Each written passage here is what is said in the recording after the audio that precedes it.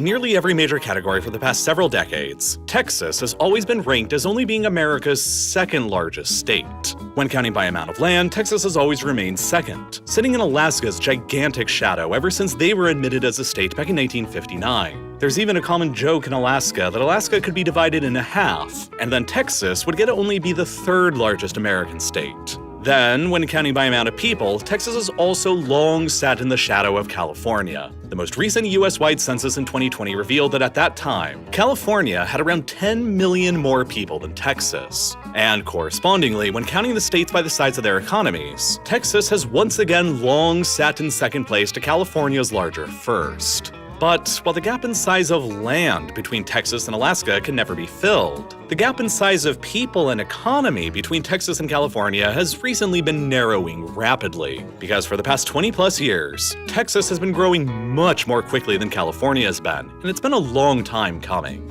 For decades now, Texas has been steadily making its way climbing up the ranks of America's most populous states. Way back in 1960, Texas was only ranked 6th out of America's 50 states by population, behind Ohio, Illinois, Pennsylvania, California, and New York. You see, from the time of the third ever American census taken in 1810 to a century and a half later in 1960, New York constantly remained as America's longest-lasting, most populous, and most influential state. But the pace of American settlers moving to the west and the south to states like California, Texas, and Florida were rapidly picking up pace by the mid-20th century. By the time when the 1970 US Census rolled around, a startling realization was made.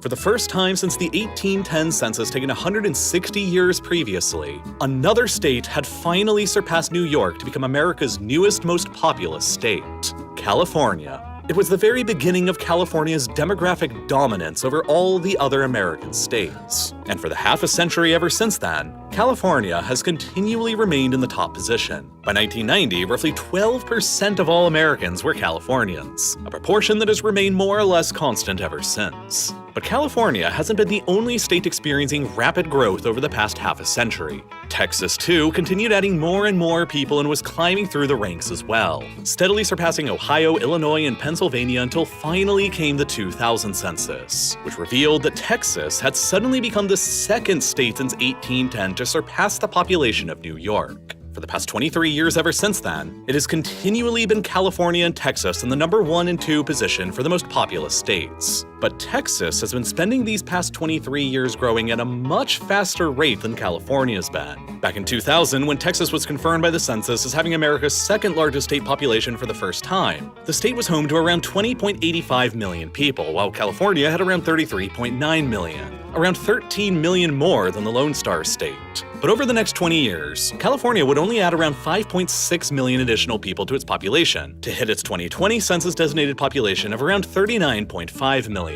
Conversely, Texas added in an additional 8.25 million people over those same 20 years in order to reach its 2020 census-designated population of around 29.1 million. That means that within the first 20 years of the 21st century, the gap in population between the two states had narrowed from 13 million to just 10.4 million. And then it began narrowing even faster after 2020. You see, year after year for California's entire history since being admitted as a state, it knew nothing other than growth and more people calling it home with every passing year. But beginning in 2020, after the COVID-19 pandemic struck the state along with the rest of the world, the previously unthinkable began to happen. For the first time ever, California began to actually lose people. In the 2-year timeframe between April of 2020, right after the pandemic gripped the country, to July of 2022, the California state population declined by an estimated 500,000 people. This was due to a variety of factors, as around 700,000 previous California residents left the state over those 2 years, either by moving somewhere else or dying, while only around 200,000 new residents moved into the state to take their places. This exodus of people from California in the early 2020s was indicative of the fact that for the first time in its more than 170-year state history, California further lost an amount of its enormous political power by losing one of its seats in the population-based US House of Representatives, getting downgraded from 53 representatives to only 52,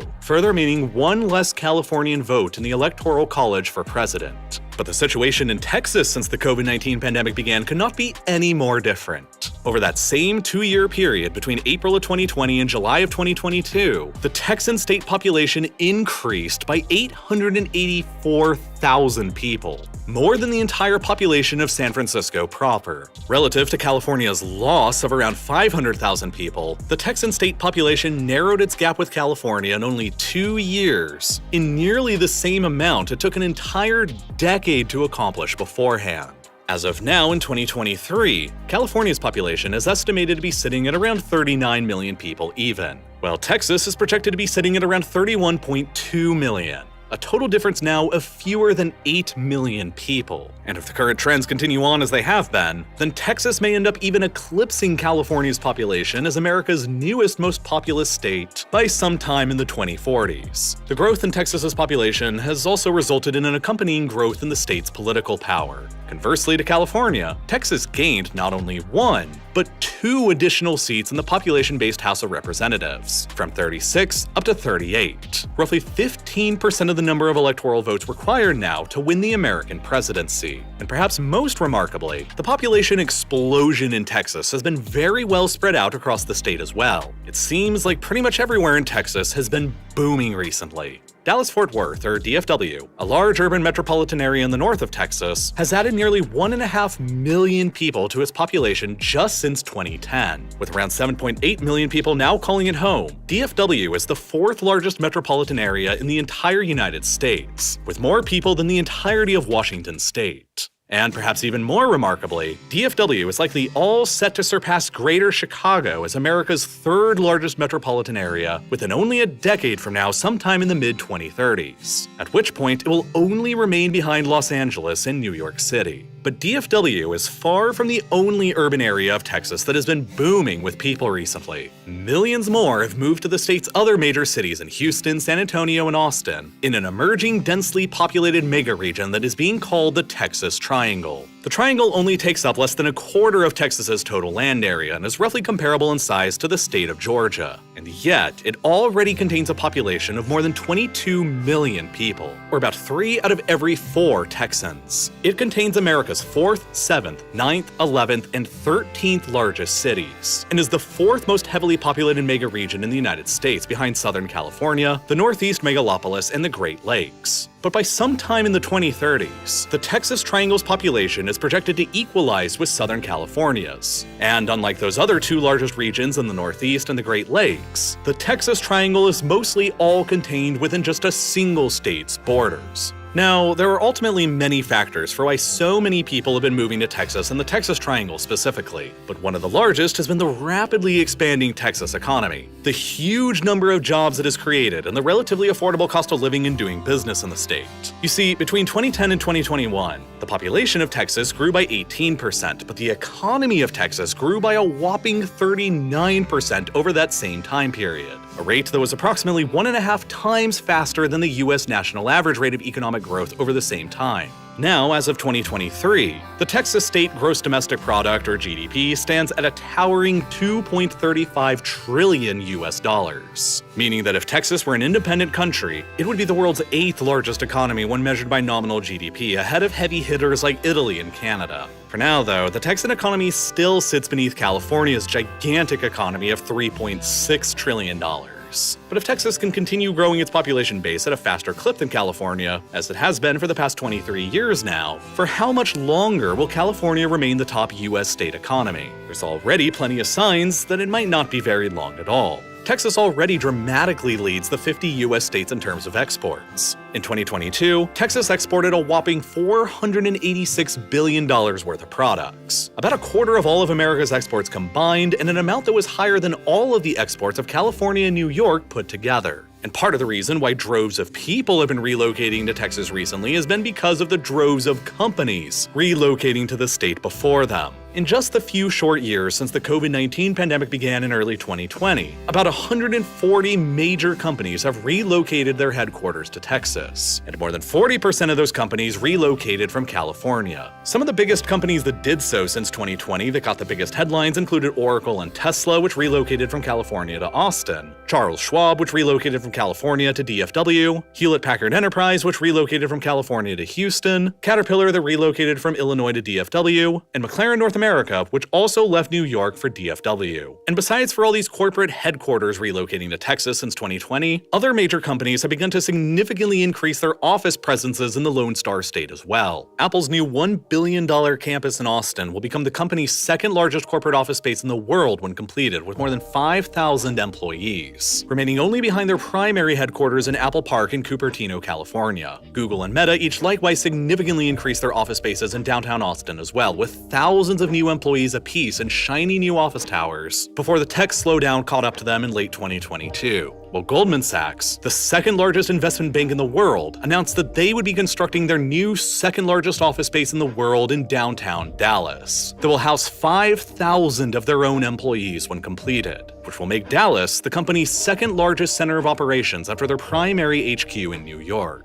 In part because of all these wide-scale corporate relocations and expansions to Texas, the Lone Star State has been responsible for an absolutely astonishing 35% of all the new jobs created in America since the COVID-19 pandemic began in February of 2020. And to both corporations and people, Texas offers a lot of attractions. For one, the Texas Triangle sits at roughly the center point of the contiguous 48 United States, enabling easy and rapid air travel to both American coasts and to Latin America. Since 2021, DFW Airport has ranked as the second busiest airport in the entire world by passenger traffic, with 193 direct domestic destinations and 67 direct international destinations as far away as Sydney, Dubai, and Doha. It is also the primary hub for American Airlines, the largest airline in the world when measured by fleet size and passengers carried. And then, DFW Airport isn't even the only major airport in town. There's also Dallas Love Field nearby, with another 71 direct flight destinations, and it's the primary hub for Southwest Airlines, the largest low-cost carrier in the world and the largest carrier of domestic passengers in America. And then even further, there's the Perot Field Fort Worth Alliance Airport, which is primarily focused on cargo operations and is one of America's largest, acting as a regional hub for FedEx Express and a focus city for Amazon Air. All of these advantages to cheap, easy, and fast air travel to pretty much anywhere else in the country or even the world makes DFW a highly strategic center for businesses with national or global business interests to relocate their operations to. But it's far from Texas's only advantage at attracting companies and people. The state is only one of a few that has a 0% state income tax and 0% capital gains tax, while land for corporations and housing for people are each significantly less expensive than on either of the American coasts. As of March 2023, and according to Realtor.com, the median listing price for a home in San Diego was $925,000, $1.1 million in Los Angeles, $1.25 million in San Jose, and $1.3 million in San Francisco. Conversely, in the Texas Triangle region, the same data from the same source and the same time shows a median listing price for a home in Houston is just $340,000, in Fort Worth is $350,000, in Dallas is $430,000, and in Austin as $619,000. Meaning that home prices in Houston and Fort Worth are generally around 4 times less than in San Francisco. While even in Austin, Texas's most expensive city, there's still nearly half the price as seen in Los Angeles. Austin in particular has seen a skyrocketing in the cost of living over the past decade, as major tech companies from California have relocated and expanded their operations there. Back in 2010, just 13 years ago, the median home price in Austin was less than a third of what it currently is today. And this was the tallest building in the city at just 683 feet tall. Now, the city is not just one, but 2 super tall skyscrapers under construction that will tower at 1,022 feet and 1,035 feet high respectively once completed. They will become the new tallest towers in the state. And the taller of them, the Wilson Tower, will become the tallest all-residential building anywhere in North America outside of Manhattan. You see, the various different major cities in Texas all have various different economic strengths today. Tech is concentrated around Austin, finance is centered around Dallas, energy is based around Houston, while aerospace, agriculture, and other industries are well spread out all across the state. In total, there are now 54 of America's Fortune 500 companies that are headquartered in Texas, more than in California or indeed in any other state. And while there are many factors that led Texas to this leading business position that I've already discussed, the most important of all, and the biggest reason for Texas's increasing position as America's most important state, are their enormous oil and gas resources, their energy industry, and their recent technological innovations. Because if there's anything that Texas has long been synonymous with, it is the oil industry, an industry that since the 2010s has become perhaps America's most geopolitically valuable domestic asset. The oil industry in Texas dates back to the turn of the 20th century in 1901. Back then, the whole state's population was barely more than 3 million people. It was completely rural without any major cities to speak of, and the largest industries were simply timber and agriculture. But in 1901, a discovery was made in the town of Beaumont in East Texas that would change the destiny of Texas and of America forever. The largest oil field ever discovered in the world up to that point. Though its size has long since been eclipsed by many future discoveries, the discovery at Beaumont set off an oil frenzy across the whole of southeast Texas. But it soon became apparent that that wasn't even the only location in the state that had a lot of oil. Additional huge oil finds were suddenly being made in the south of the state, in the north of the state, and then in the 1920s came the biggest find of them all in the west of the state, in an area that would later become known as the Permian Basin. Within less than half a century of the initial huge discovery of oil in the state in 1901 to the end of World War II, Texas had emerged as the dominant producer of oil in America, and America had emerged as by far the world's largest producer of oil. And with that came immense geopolitical power and influence. During World War II, the United States provided nearly 6 out of every 7 barrels of oil that the Allies collectively used fighting against the Axis powers, and Texas provided the lion's share of them. In only 30 years, between 1900 and 1930, the populations of more than 5 towns in Texas exploded by more than 500%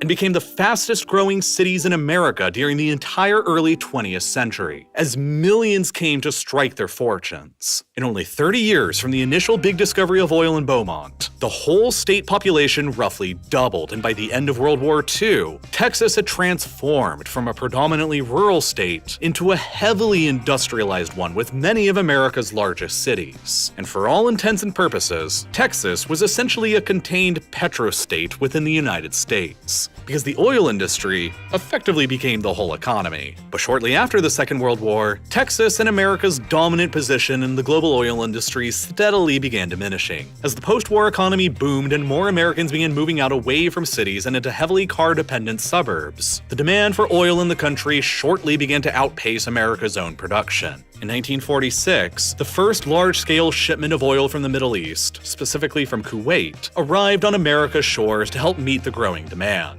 By 1948, the country had tipped into being a net importer of oil for the very first time, and America's dependence on outside sources of oil would only continue growing ever greater for decades and decades. The 1970s showed everyone in the United States how geopolitically vulnerable this new situation made the country. By 1970, American oil production had peaked, and by 1972, an overwhelming 83% of American oil imports were coming from the oil-rich countries of the Middle East. Then, due to American support for Israel against the combined armies of Egypt and Syria during the 1973 Yom Kippur War, OPEC, the Organization of Petroleum Exporting Countries, decided to embargo the United States and other Western allies of all of their supplies. The price for gasoline in America subsequently skyrocketed more than 4-fold, as long lines at gas stations became the norm for everyone. America's home economy, largely based around fossil fuels as an energy source, was vulnerable to being attacked by outside powers who controlled most of the world's supply. And so, as America's own domestic oil production kept decreasing, but demand kept increasing, America's foreign policy was being forced into becoming increasingly concerned on geopolitical events taking place far away from home in the Middle East and the oil-rich Persian Gulf, where more than half of the world world's known reserves of oil were located. By the end of 1973, President Richard Nixon vowed that America's primary goal moving forward would be to achieve complete energy independence from the rest of the world within a decade, so that a situation like the Arab oil embargo could never threaten the United States economy ever again. It would end up taking well over 40 years to actually more or less do so. And in the meantime, things weren't looking very good, because by 1974, the gigantic Permian Basin in Texas had reached its peak production and was providing nearly 1/4 of America's entire supply of oil. But from then on, production in even the Permian began steadily declining as the conventionally easy-to-access oil in large pools beneath the surface began running out. Then the 1979 Islamic Revolution in Iran transformed that country from one of America's greatest allies to one of its greatest enemies, and therefore removed access to Iranian oil reserves from America's economy, further constraining America's supply. But somewhat paradoxically, Texas momentarily benefited tremendously from the rise in global oil prices across the 1970s, as production in the state was still pretty high and oil was the state's primary industry. The skylines of Dallas and Houston boomed dramatically during this time period, but then in the 1980s, the price of oil finally fell out and collapsed. And with its fairly undiversified economy at the time, Texas fell into a deep oil-induced recession alongside it that spread throughout the whole state's economy. Ambitious buildings that were planned to be constructed during the 80s in cities like Dallas and Houston had to be abruptly canceled, as the oil money began running out. Like this very ambitious Art Deco-inspired 100-story tower that was planned for Dallas in the 80s, but was never even started. By 2005, it had been more than 30 years since Richard Nixon claimed America would be fully energy independent within a decade. But 30 years on, America was importing more oil from abroad than it ever had before in its entire history. 60% of America's oil consumption was coming from imported sources from abroad, though by this point only 20% of those imports were still coming from the Middle East. But nonetheless, nearly everyone back then believed that America's oil imports would only continue growing even higher. By 2007, oil production within the Permian in Texas had hit its all-time low, and nearly everybody believed that the United States was doomed to be the world's largest importer of oil and natural gas indefinitely, with a chronic overdependence on foreign suppliers who could potentially weaponize their energy resources to harm the country, like during the Arab oil embargo. But then, as if out of nowhere, a technological revolution in the oil and gas industry beginning in Texas started to quickly change everything, just like it had originally done a century previously back in 1901. Petroleum engineers and geologists working in the Barnett Shale region of North Texas were the first who managed to put together two previously unrelated technologies to produce a revolutionary and unconventional new result. They had combined horizontal well drilling with hydraulic fracturing, and in doing so, came up with a new, if slightly misleadingly labeled technique called fracking. Fracking ultimately enabled energy companies to do what was previously believed to be impossible: economically harvest petroleum resources like crude oil and natural gas out of non-porous sedimentary shale rock deposited hundreds of millions of years ago beneath the surface of oceans. And as it so turned out, Texas was once covered by an ocean many hundreds of millions of years ago. And so the state consequently had a massive amount of petroleum-rich shale rock deposits beneath its surface, ripe for the new fracking technique to exploit.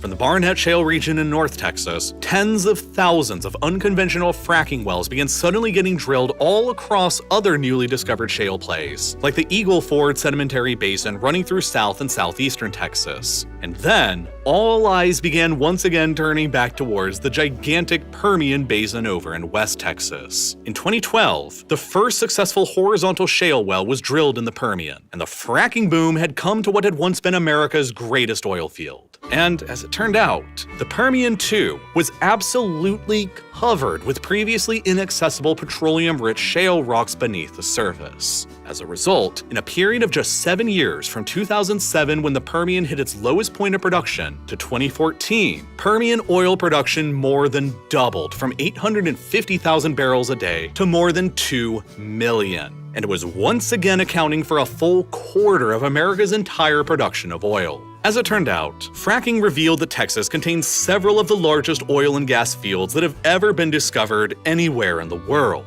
The Spraberry and Wolfcamp field in the Permian is generally now regarded as the second largest oil field on the planet, behind only Saudi Arabia's largest oil field at Ghavar. The Eagle Ford is now regarded as the world's fifth largest oil field, ahead of the Samotlor field in Siberia, the largest of all of Russia's oil fields. And even better, the massive Texan shale oil and gas fields are all perhaps the most strategically well located of all the major petroleum reserves on the planet. These aren't the massive oil and gas fields of Saudi Arabia, that are all located in the very sparsely populated deserts of the east of the country and hemmed in by the major maritime choke points of the Strait of Hormuz, the Bab el-Mandeb, and the Suez Canal, with major geopolitical threats immediately nearby, making Saudi oil and gas challenging to build infrastructure around that is required to get it out to world markets. These likewise aren't the massive oil and gas fields of Russia, all of which are located deep within the interior of sparsely populated Siberia, that is similarly difficult to build infrastructure to and from that is required to get them out to the world market. Instead, the massive Texan shale oil and gas fields, among the largest anywhere in the world, can be found almost precisely where many of America's largest cities and most advanced infrastructure had already been built. Overlap the map of Texan shale oil and gas fields with Texan population density, and remember the 22 million people that live within the Texas Triangle. The Barnett Shale region largely runs over Dallas-Fort Worth. The Eagle Ford spans right through the center of the triangle and runs right nearby to San Antonio, Austin, and Houston. And the mighty Permian Basin is only a bit further to the west of the triangle and is well connected to it by highway and rail that can take the basin's oil and gas directly to the Texan coast for easy, immediate, geopolitical risk-free access to the Gulf of Mexico and the world's oceans from there. Assuming, of course, that Cuba isn't under the control of a major hostile foreign power, which has from time to time been the case before, but not currently. Within just 5 years, from 2009 to 2014, the fracking revolution, along with Texas's geology and the location of its mighty shale reserves nearby to major infrastructure links, and the ocean, all resulted in Texan oil production more than tripling, and within time, it would accelerate even faster. By today in 2023, the fracking revolution has enabled Texas alone to become the producer of 43% of America's entire nationwide production of oil, and 25% of America's production of natural gas. Far higher amounts than any other single state has been capable of achieving. Texas now produces even more oil than Iraq. And if it were an independent country, it would be the world's fourth largest producer, barely behind the rest of the United States and then Russia and Saudi Arabia. Texas further produces more natural gas now than either China or Qatar.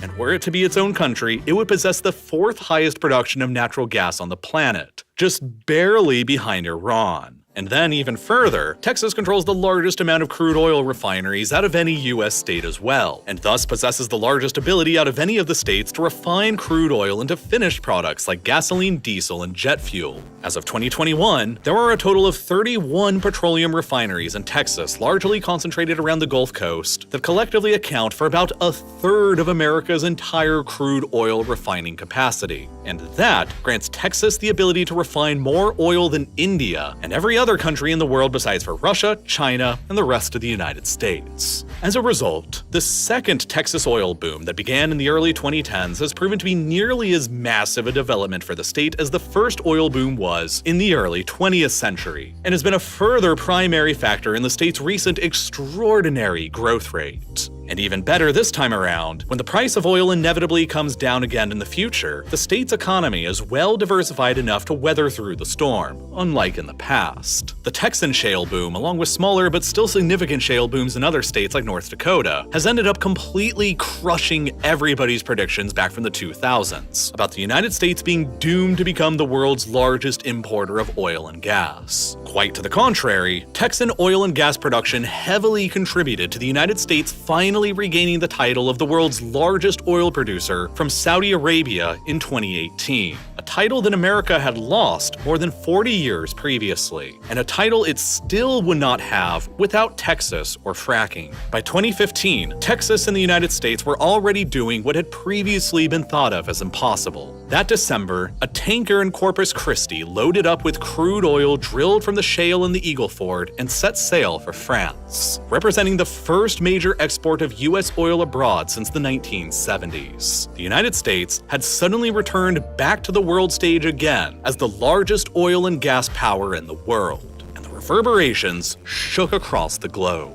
As the United States slowed down its imports of oil and gas from abroad, America's trade deficit was also rapidly declining. By 2019, the United States had dramatically slashed down on its net oil imports from the peak of 60% of total supply back in 2005 to less than 3% of total supply. And then, as the United States became by far the world's largest producer of natural gas, of which Texas produces a quarter of, the country gained the ability to use this abundant natural gas to produce some of the cheapest electricity and cheapest chemicals seen anywhere in the developed world. America's seemingly bottomless supply of natural gas established by fracking after the 2010s and its reliable electricity grid compared to its peers has become another primary factor in encouraging manufacturing to relocate back to the United States. And specifically, manufacturing and chemical firms have been largely relocating their operations from abroad to the Gulf Coast region around Texas and Louisiana, where the gas and electricity rates are so insanely cheap since they're right by the sources of the gas, and from where the ability to export finished products to the rest of America and to the world is so good that even some Chinese companies have relocated their manufacturing operations there, because the cheap electricity and cheap shipping costs outweigh the relatively cheaper Chinese labor. And then, of course, there are the geopolitical advantages to America once again producing the highest amount of oil and gas in the world. Following the Russian invasion of Ukraine in early 2022, the European Union acted quickly to slash its imports of Russian oil and gas in order to deny the Kremlin funding that would help to pay for its war machine. The shale revolution in Texas and the United States helped the European Union do this in more ways than one. For starters, were it not for the shale revolution, the United States would still almost certainly be the world's largest importer of oil and gas, and would therefore be directly competing for the limited outside world supplies with Europe right now, meaning that the price Europe would have had to pay to replace Russia's oil and gas would be far higher than it really was. But because of the shale revolution, the United States was not only hardly importing any oil and gas from the Middle East or elsewhere at all, and thus was better freeing up those resources for Europe, but it was also producing enough to export to Europe itself. Since the Russian invasion, Texan and American oil and gas have been flowing in container ships across the Atlantic to Europe in a deluge that resembles the Allied supply effort during World War II. As a result, America suddenly displaced even Qatar as the world's largest exporter of liquefied natural gas this year in 2023, as it found itself the second largest provider of gas to the European Union at 20% of their total imports, only behind Norway in first at 31%. The gas has of course been accompanied by Texan and American oil, as by the end of 2022, 18% of the European Union's oil imports were also all coming from across the Atlantic. The end result has dramatically blunted Vladimir Putin's ability to blackmail the European continent with energy warfare, and it's deprived the Russian army of billions of dollars in potential funding as American oil and gas coming in on ships from the West moves in to largely replace the Russian oil and gas that was coming in through pipes from the East. And the vast majority of America's ability to do all of this countering without firing a single shot has all come from the state of Texas. And then, Texas doesn't just lead the United States in oil and gas production either, but also in renewable energy. This is a map of America's regions with the highest potential to generate electricity from wind power. The windiest part of America, and indeed one of the windiest places on the entire planet, runs straight down the Great Plains from North Dakota through the Texas Panhandle, North Texas, and Central Texas. By comparison, nowhere in continental Europe does it get anywhere near as windy as it does in these areas of Texas. The only locations with similar wind potential here are within the European offshore regions of Denmark, northern Germany, the UK, and the Aegean Sea between Turkey and Greece. Consequently, Texas possesses a major ability to harvest a lot of power from wind, and it does. There are more than 150 wind farms in the state already that collectively produce over 30,000 megawatts of power and provide for around 16% of the entire state's electricity needs. That's by far the highest amount of wind power generated by any US state. And if Texas were an independent country, it would rank 5th in the entire world by wind power generation, in addition to 5th in natural gas and 4th in oil. And then to just keep adding on to Texas's energy advantages, you can further measure the state by solar energy potential, where, once again, it contains some of the best solar potential land in the entire country across the western portions of the state. And so, solar already accounts for an another 4% of Texan electricity. Wind, solar, and nuclear combined provide for around a third of Texas's total electricity needs and are growing greater all the time,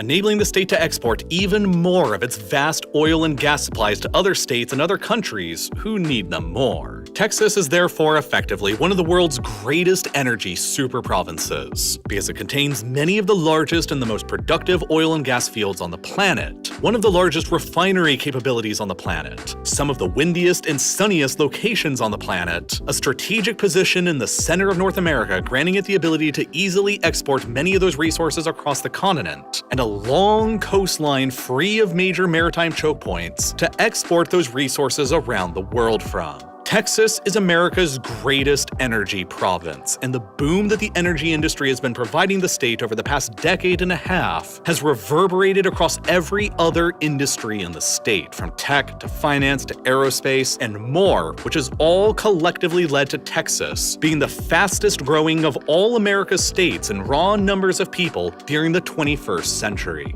In time, by the 2040s, Texas may indeed finally end up even surpassing California and become America's newest, most populous, and most influential state. Time will tell, and we'll see if I'm right 20 years from now.